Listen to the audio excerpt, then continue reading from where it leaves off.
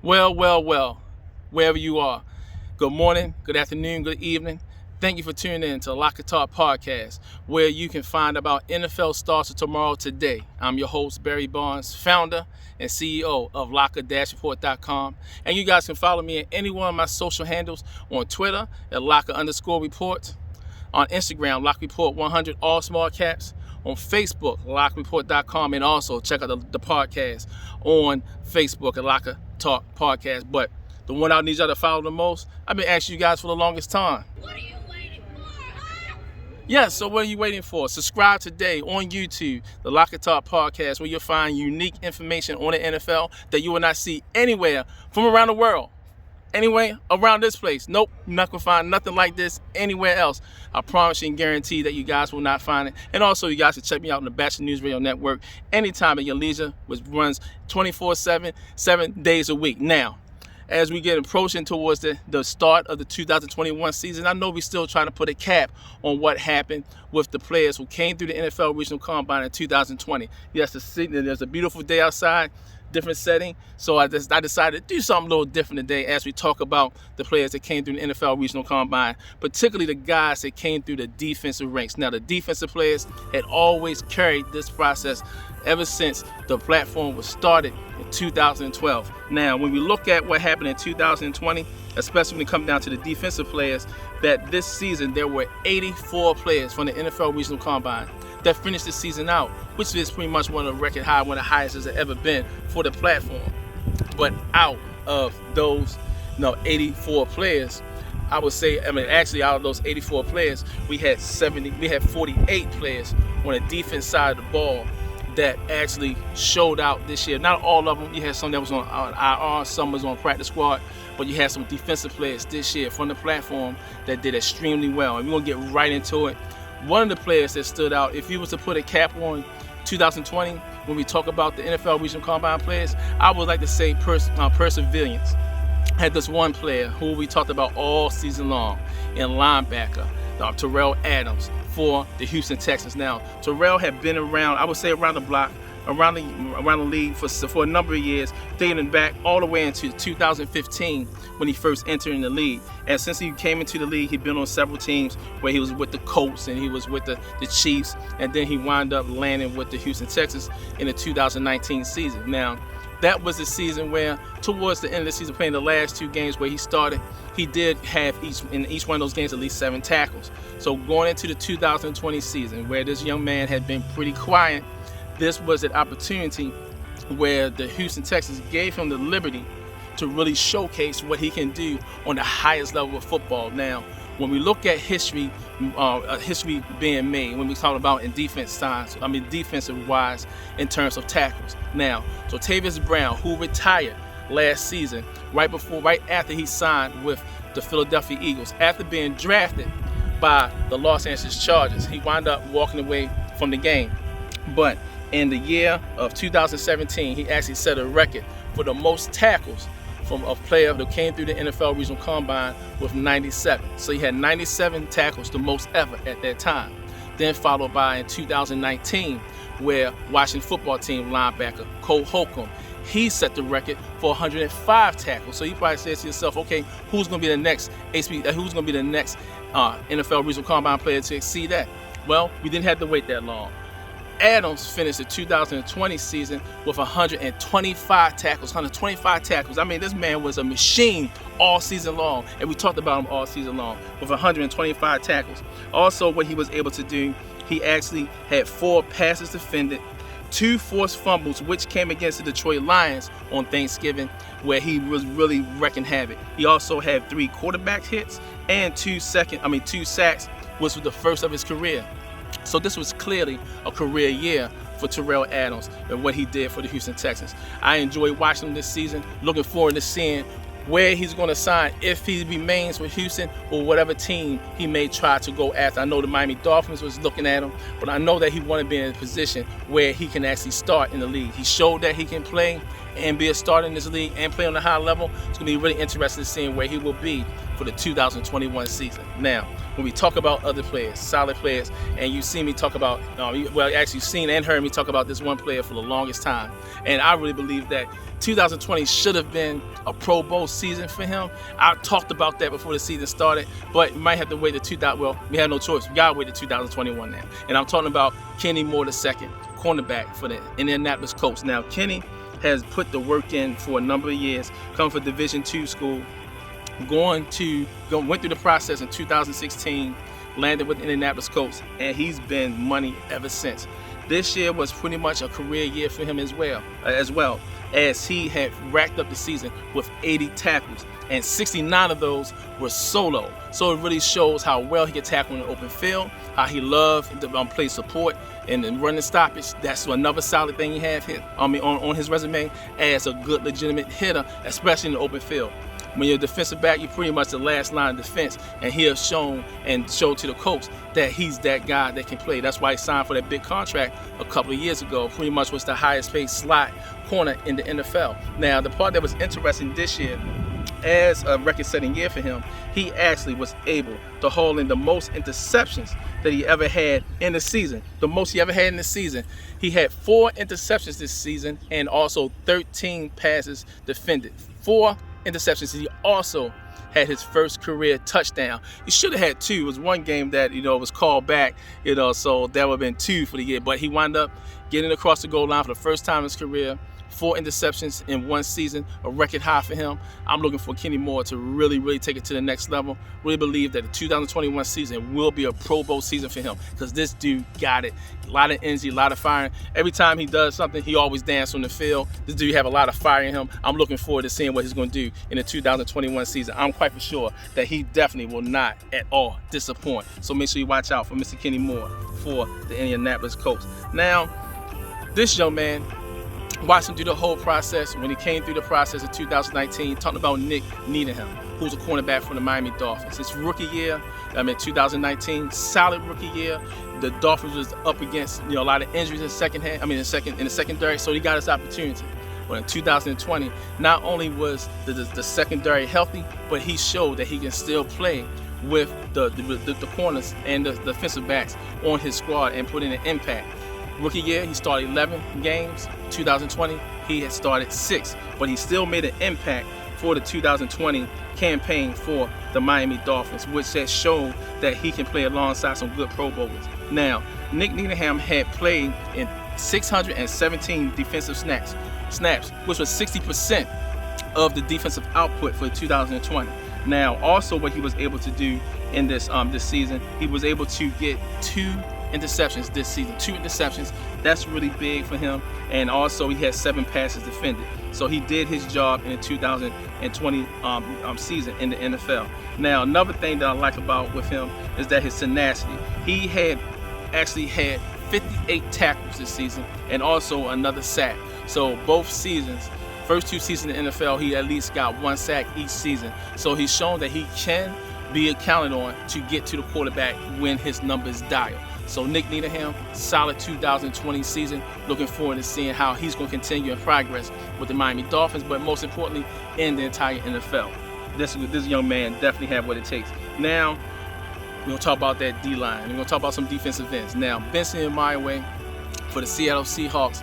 This young man he put his time in. Came through the process of the RC in 2013, wound up going with the Seattle Seahawks, where he got a Super Bowl ring in his first year.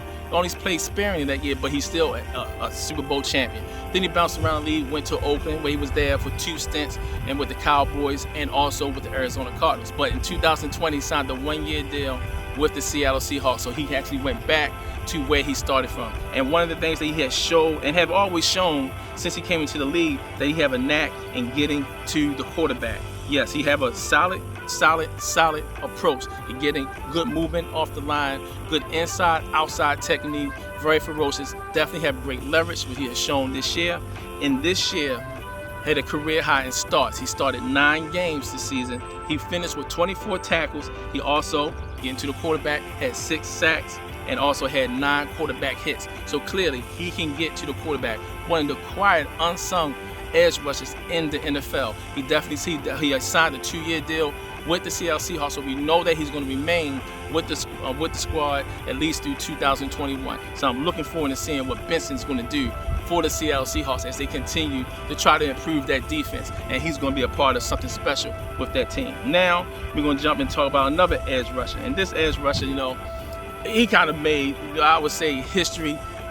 It's not going to go in the record books, but it's going to go in the NFL Regional Combine record books. And we talk about Efe Abada, defensive end for the Carolina Panthers. Now, he's with the Buffalo Bills going into 2021, but when he was with the Panthers, he definitely showed out and had a strong year that year. He was actually the first player who came through the NFL Regional Combine process that sacked Tom Brady. Yes, when they played the Tampa Bay Buccaneers, he not only sacked Tom Brady, but he pretty much destroyed Tom Brady. Now, Tom Brady got back up and brushed it off, but for someone to get to a quarterback, the greatest of all time, someone that stature, really says a lot. But Efe actually started a pattern in 2020 because not only did he get to that legendary quarterback, he got the two more. He got to Aaron Rodgers, as we see here when he played the Green Bay Packers. He was able to bring him down in this matchup. Good move up the middle, got him around to the side, brought him down, and then he wound up getting to the one who just retired. Yes, Drew Brees. Former quarterback for the New Orleans Saints, where he was able to run him down. Now, Drew Brees tried to get away, but Efe Abada, too fast. That Nigerian foreign-born players who actually came through what the NFL football operations had, the International Players Pathway program, where he came through that and also came through the NFL Regional Combine platform as well. So you see how he was able to get to these legendary quarterbacks. He did get his hands on Matt Ryan, who's a good quarterback as well, but he's shown that he can get to these big name quarterbacks out there in the field. Although those guys are a little older, getting chased down by a much stronger and bigger man, but he still showed what he was able to do.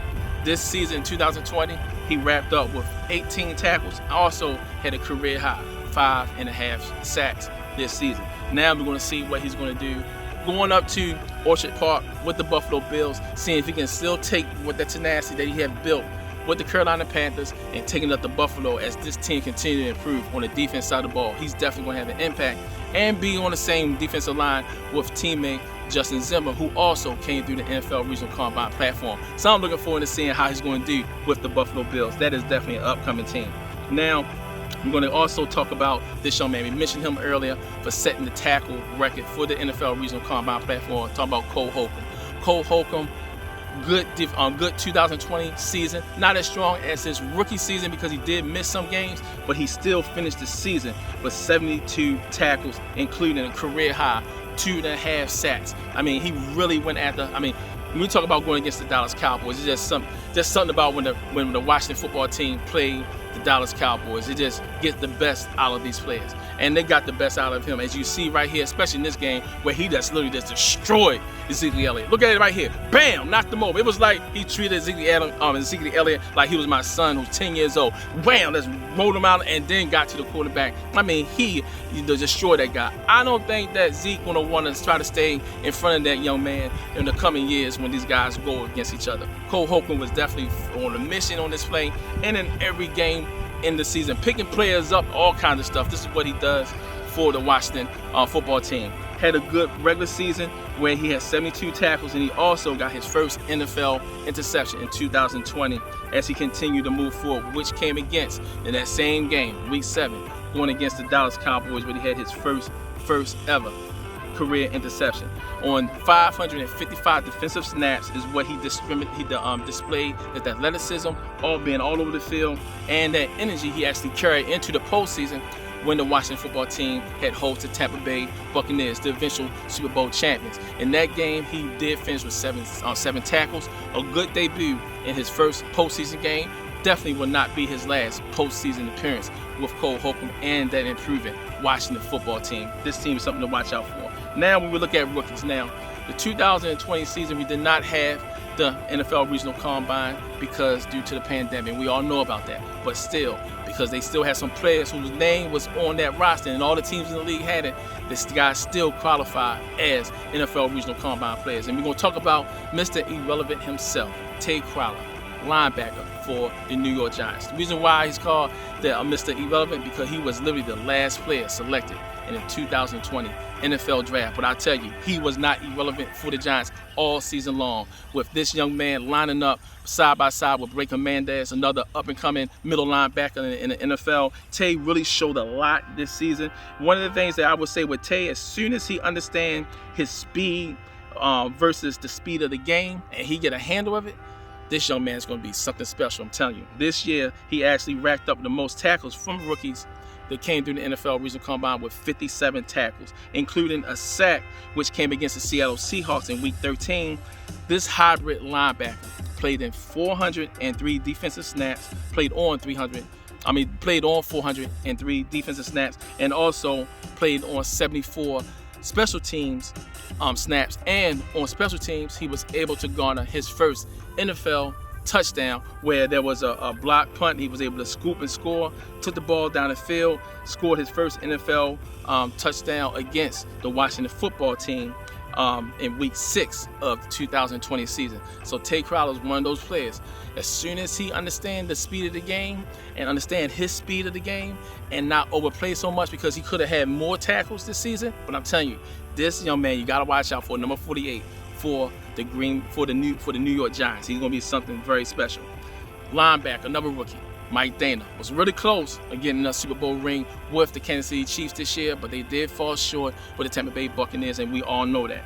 In his first season in the NFL, he only had one game he started, which came in Week 17 when he had his only game that he started. But he did finish this season with 25 tackles and two and a half sacks that he had for the Chiefs.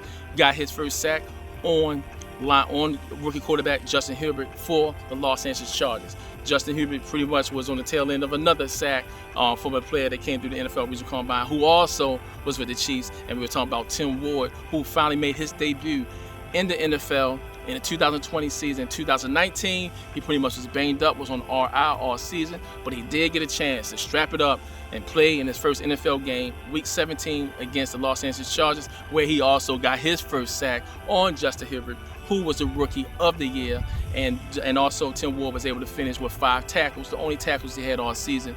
But with Mike Dana really showing that he can play in the league, coming from Michigan, this is a young man to definitely watch out for in the coming years, because Mike Dana has definitely shown that he can be a major player in the league. And then we're going to wrap up with Carson, who was a defensive tackle for the Jacksonville Jaguars. Solid season in 9 starts. He racked up 32 tackles. And also Panthers defensive tackle Bravian Roy, who had 9 starts as well, had 29 tackles, and he also had a sack in the NFL. Now, on a wrap up of a rundown, we talk about Chris Banjo, who had been in the league for a number of years with the Arizona Cardinals. He racked up with 48 tackles and 3 interceptions on special teams.